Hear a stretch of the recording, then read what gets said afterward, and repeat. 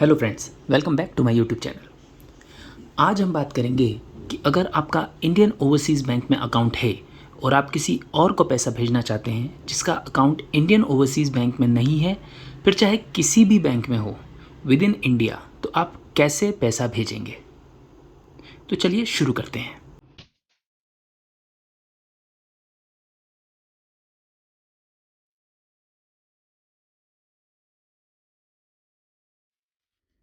Hello friends, तो ये है वो फॉर्म जिसे भर के आप किसी को भी पैसा भेज सकते हैं। अब ये आज का जो वीडियो है वो होने वाला है इस बारे में कि ये फॉर्म कैसे भरा जाए। फॉर्म तो आपको मिल गया, इतना कुछ इसमें लिखा हुआ है भाई, डिटेल्स हैं एप्लीकेंट के, रेमिटर, डिटेल्स ऑफ बेनिफिशियरी, ये क्या होता है, प्लस इतना कुछ लिखा है, बैंक यूज़, कुछ टर्म्स एंड कंडीशंस हैं, नीचे कुछ और है। तो ये कैसे भरा है। हाँ, अगर किसी को इंग्लिश नहीं आती तो ये बाइलिंगुअल फॉर्म है, हिंदी में भी है, आप हिंदी में भी समझ सकते हैं। ठीक है, फ़िलहाल मैं इसको इंग्लिश में भरना सिखाऊंगा। तो सबसे पहले आप देख रहे हैं यहाँ लिखा है इंडियन ओवरसीज़ बैंक, यहाँ पे ब्रांच है।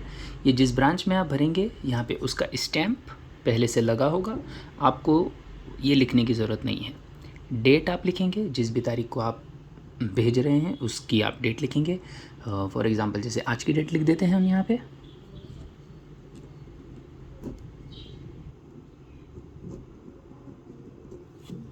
ये हो गई आज की डेट। फिर आप जो पैसे भेजना चाहते हैं वो आप यहाँ लिखेंगे। मान लीजिए मैं किसी को 10,000 रुपये भेजना चाहता हूँ तो वो मैं यहाँ लिखूँगा। वर्ड्स में मैं यहाँ लिखूँगा 10,000।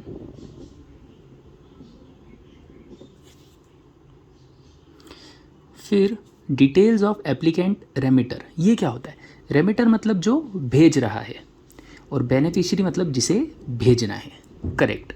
सिंपल सी भाषा में अगर आप समझना चाहें तो लेफ़्ट हैंड साइड में आपको अपने इंडियन ओवरसीज़ बैंक के डिटेल्स लिखने हैं और राइट हैंड साइड में आप लिखेंगे उसके डिटेल जिसे आप पैसा भेजना चाह रहे हैं। राइट। तो ये जो अमाउंट हमने ऊपर लिखा है यही हम यहाँ पे वापस रिपीट करेंगे।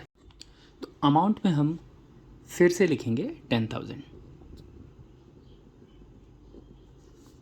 याद रखिए, हमेशा एक आदत बनाइए, अमाउंट ख़त्म होने के बाद उसको क्लोज ज़रूर किया करिए। ओके। नेक्स्ट, चार्जेस कमीशन, उसको ब्लैंक छोड़ दीजिए क्योंकि हमें एग्जैक्ट चार्जेस नहीं पता होता है जब हम ये भेज रहे होते हैं। सर्विस टैक्स, उसको ब्लैंक छोड़ दीजिए। तो टोटल अमाउंट आप अपनी तरफ से लिखिए 10,000 ऑनली, मतलब फुल अमाउंट जो यहाँ लिखा है वही यहाँ पर रिपीट करेंगे। रीज़न बीइंग कि जो भी चार्जेस हैं वो सिस्टम अपने आप आपके अकाउंट से कैलकुलेट करके डिडक्ट कर लेगा। नेक्स्ट, आपको अपना अकाउंट नंबर लिखना है। आपका वो अपना 15 डिजिट अकाउंट नंबर पता होना चाहिए, तो आप पूरा अकाउंट नंबर लिख देंगे। लेकिन अगर आप अपनी होम ब्रांच में हैं तो आपको पूरा अकाउंट लिखने की ज़रूरत नहीं है। आपके जो लास्ट के 4 या 5 डिजिट्स मेन हैं, आई मीन जैसे फॉर एग्ज़ाम्पल सबसे पहले 4 डिजिट जो हैं वो आपकी ब्रांच कोड होते हैं, उसके बाद 01 या 02 लिखा होता है। 01 का मतलब है कि आपका अकाउंट जो है वो सेविंग्स अकाउंट है। 02 का मतलब है आपका अकाउंट जो है वो करेंट अकाउंट है। इसके बाद कुछ ज़ीरोज़ होते हैं, जैसे 1 2 3 4, 4 या 5 भी हो सकते हैं। तो ये जो लास्ट ज़ीरो है इसके बाद जो डिजिट्स आते हैं, फॉर एग्जांपल 1 2 3 4 5, ये आपका अकाउंट नंबर हो सकता है। मान लीजिए आपका ब्रांच कोड है 0 1 2 3 और फिर आपका सेविंग्स अकाउंट है ये। तो ये जो लास्ट के 5 डिजिट्स हैं आफ्टर द लास्ट ज़ीरो, ये जो हैं ये आप लिख देंगे। अगर आप अपनी होम ब्रांच में हैं तो भी सफिशेंट है, नहीं और अगर आप किसी और ब्रांच में गए हैं नेफ्ट करने के लिए तब आपको फिर ये पूरे 15 डिजिट लिखने हैं। ओके। नेक्स्ट है चेक नंबर। चेक नंबर, अगर आप अब पैसे भेजने के दो तरीके हैं, आई मीन या तो आप चेक यूज़ कर सकते हैं या फिर आप विड्रॉल स्लिप यूज़ कर सकते हैं। तो अगर आप चेक यूज़ कर रहे हैं तो आप चेक का नंबर लिख दीजिए। अगर आपको नहीं पता कि चेक नंबर क्या होता है क्योंकि चेक पे इतने सारे नंबर लिखे होते हैं, तो मैं आपको बता दूं कि ये जो स्टार्टिंग के 6 डिजिट्स हैं जो यहाँ लिखे हैं ये चेक नंबर होता है। तो और हाँ, चेक कैसे भरना है इसके साथ वो मैं वीडियो के लास्ट में आपको बताऊँगा। हाँ, और तो मान लीजिए अभी आपका चेक नंबर है 1 2 3 4 5 6, ये 6 डिजिट्स हैं। फिर आप डेट लिखेंगे, जो आज की डेट है जो हम यहाँ पे ऑलरेडी मेंशन कर चुके हैं। फिर रेमिटर्स नेम, यानी जो आपका नाम है, फॉर एग्जांपल आपका नाम कुछ भी हो सकता है, मेरा नाम सुमित है, मैं अपना नाम लिख देता हूँ यहाँ पे। एड्रेस, जो भी आपका एड्रेस है लिख दीजिए, इसको नहीं भी लिखेंगे तो भी चलेगा।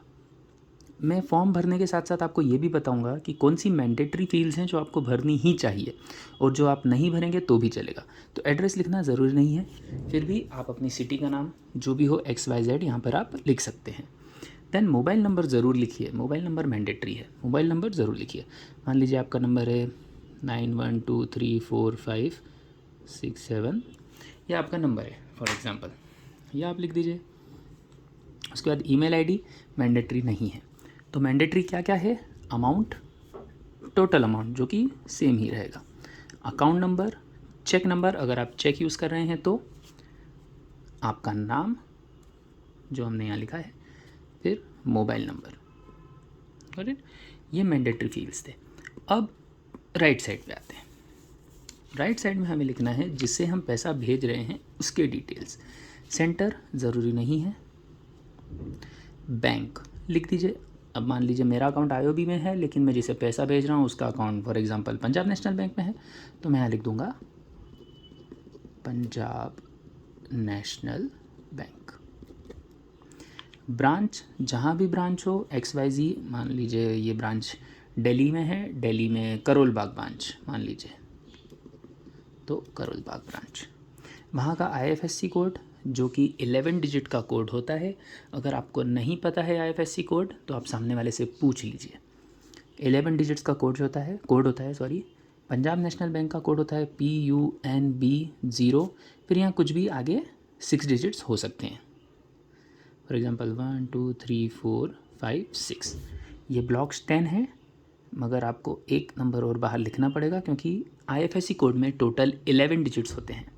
हमेशा याद रखिए IFSC कोड में 11 डिजिट्स होते हैं और ये 5th जो डिजिट है ये हमेशा 0 होता है। ये दो चीज़ें याद रखिए। फिर आप जिसे पैसा भेज रहे हैं, मान लीजिए कोई आपका फ्रेंड होगा, आप उसे पैसा भेज रहे हैं, कोई भी XYZ जिसे आप पैसा भेज रहे हैं। एड्रेस ज़रूरी नहीं है, छोड़ दीजिए। टाइप ऑफ अकाउंट भी अभी ज़रूरी नहीं है, आपको नहीं पता है मत टेंशन लीजिए, छोड़ दीजिए।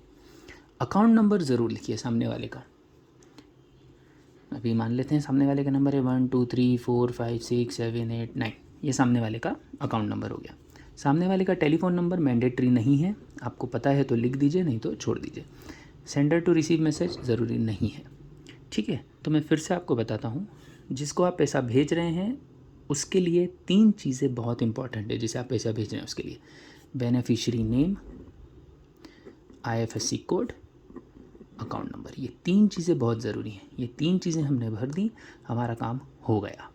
लेकिन आप बैंक का नाम लिख देंगे तो कुछ उसमें गलत नहीं है, ब्रांच लिख देंगे तो भी कोई गलत नहीं।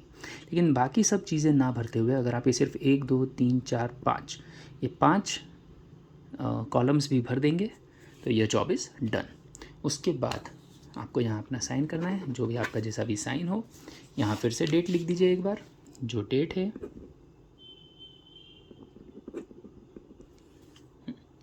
उसके बाद आपका काम ख़त्म हो गया। आप ये फॉर्म भर के बैंक में दे दीजिए। एक चीज़ और, एक आपने सुना है UTR नंबर, है ना? तो अगर आपको UTR नंबर चाहिए, ये यहाँ पे लिखा है देखिए, UTR नंबर ट्रांजैक्शन नंबर होता है, जो अब आप किसी को भेजते हैं पैसा तो ये जनरेट होता है, जो कि बैंक आपको देता है। क्योंकि अगर कल को आपको इस ट्रांजैक्शन को ट्रेस करना है तो इस UTR नंबर से आप उसे ट्रेस कर सकते हैं। तो ये नीचे एक फॉर्म देखिए, ये फॉर्म है। तो जो चीज़ें आपने ऊपर भरी हैं वो सेम टू सेम चीज़ें नीचे भर देंगे। फॉर एग्ज़ाम्पल ये यहाँ रिसीव्ड फ्रॉम में आपका नाम आएगा, जैसे सुमित। चेक नंबर जो ऊपर हमने जो भी चेक नंबर लिखा है 1 2 3 4 5 6, डेबिट अमाउंट अकाउंट नंबर आएगा मेरा, जो हमने ऊपर 1 2 3 4 5 लिखा था वो अकाउंट नंबर आएगा। रुपीज़ 10,000, इन वर्ड्स 10,000। इतना जल्दी जल्दी क्यों भर रहा हूँ? क्योंकि ऊपर मैं ऑलरेडी बता चुका हूँ, तो फटाफट भर लेते हैं। ऑन डेट 26/9/21, टाइम छोड़ दीजिए, ये हो गया।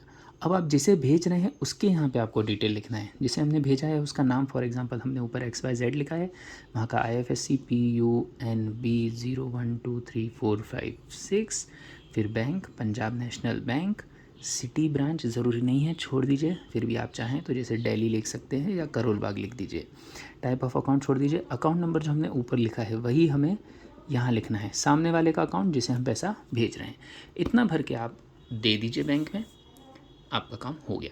अब इसके साथ हमें या तो, जैसा कि हमने यहाँ पर चेक नंबर लिखा है, अब इसके साथ या तो हम चेक लगाएंगे या फिर हम लगाएंगे विड्रॉल स्लिप, अगर आपके पास चेक बुक नहीं है तो उसको कैसे भरना है आपको वो मैं अभी आपको बताता हूँ।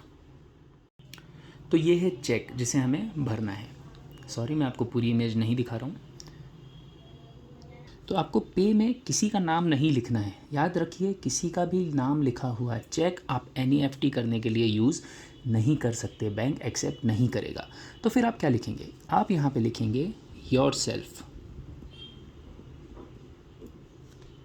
आपने देखा होगा कई बार बैंक आपको बोलता है कि योरसेल्फ और NEFT लिखो, योरसेल्फ और DD लिखो, या योरसेल्फ और जो भी पेमेंट के लिए आप चेक दे रहे हैं वो लिखो। तो यहाँ योरसेल्फ हो गया बैंक, आप ये बैंक को चेक दे रहे हैं। और क्यों दे रहे हैं, फॉर NEFT। तो इस तरह से आपको चेक भरना है। आप यहाँ लिखेंगे योरसेल्फ और NEFT, यहाँ अमाउंट एंड डेट और आपका signature. For safety point of view मैं आपको ये समझाना चाहता हूँ कि अगर आप ये चेक किसी थर्ड पार्टी के साथ, मतलब किसी और के साथ आप ये चेक बैंक में भेज रहे हैं, आप खुद नहीं जा रहे हैं, तो प्लीज़ आप जिसे भी पैसा भेज रहे हैं उसके डिटेल्स आप चेक के पीछे लिख दीजिए। जैसा कि हमने फॉर्म में लिखा था, हम XYZ को भेज रहे हैं, उसका अकाउंट नंबर 1 2 3 4 5 6 7 8 9 है और उसका IFSC कोड है PUNB 0 1 2 3 4 5 6। ये 3 चीज़ें, नाम, अकाउंट नंबर, IFSC, ये 3 चीज़ें मेंशन करके आप अपना साइन करके ही ये चेक भेजिए। आगे तो आपने चेक में कुछ लिखा नहीं, योरसेल्फ और NEFT लिख दिया था, फिर आपने ये फॉर्म लगा दिया उसके साथ। लेकिन कल को अगर मान लीजिए सामने वाले के दिल में खोट है, जिसके साथ आप ये पैसा बैंक में भेज रहे हैं उसके दिल में खोट है, वो ये चेक कहीं और भी यूज़ कर सकता है। समझ रहे हैं, किसी और को पैसा भेजने के लिए यूज़ कर सकता है। इसलिए सेफ्टी पॉइंट ऑफ व्यू से आप इतना लिख के साइन करके भेजिए। यहाँ पर भी चेक नंबर हमेशा मेंशन कीजिए, खासकर अगर आप थर्ड पार्टी के साथ भेज रहे हैं तो, क्योंकि यहाँ पर कहीं पे भी या चेक पे कहीं पे भी अगर अल्ट्रेशन होता है, किसी के दिल में खोट है, अगर वो जो फ्रॉड करने का सोचेगा कहीं अल्ट्रेशन होगा तो डेफिनेटली बैंक साइन वहाँ पे मांगेगा आपके। ठीक है, तो आई होप ये वीडियो इन्फॉर्मेटिव था, इसमें आप ये चीज़ सीख पाए कि आपको कैसे इंडियन ओवरसीज़ बैंक का NEFT का फॉर्म भरना है। तो मिलते हैं अगले वीडियो में, तब तक के लिए टाटा बाय बाय।